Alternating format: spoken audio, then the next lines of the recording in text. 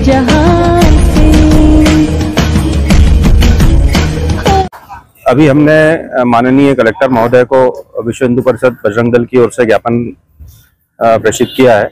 इसमें हमारा मुख्य विषय यह है कि जहाँ जहाँ गरबा हो रहे हैं, माता जी के गरबे हो रहे हैं, तो ये शक्ति पर्व है, आराधना का पर्व है, माता जी की उपासना का पर्व है। हमारा यही निवेदन है सभी सनातनियों से, गरबा पंडालों से, प्रशासन से, कि उन्हीं स्थानों पर गरबा के कार्यक्रम किए जाएं, आयोजित किए जाएं, जहां पर 9 दिन माता जी की प्रतिमा स्थापित हो, 9 दिन माता जी की आराधना हो, पूजा हो, आरती हो। उन्हीं स्थानों पर गरबे आयोजित किए जाएं और गरबे को आराधना के स्तर पर आयोजित किए जाएं। जो गरबे का स्तर है वो एक तरह से माँ शक्ति की आराधना है, माँ दुर्गा की आराधना है।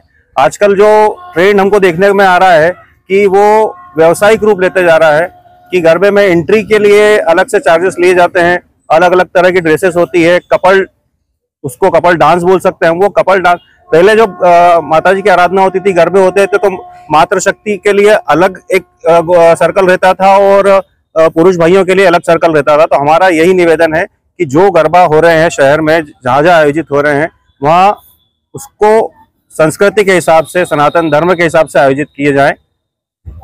कई इवेंट के नाम पर भी गरबे हो रहे हैं, इवेंट के नाम पर जो गरबे हो रहे हैं, वो वही हमारा विषय है कि उन गरबों में भी सिर्फ और सिर्फ हिंदुओं को प्रवेश दिया जाए, विधर्मियों को प्रवेश न दिया जाए।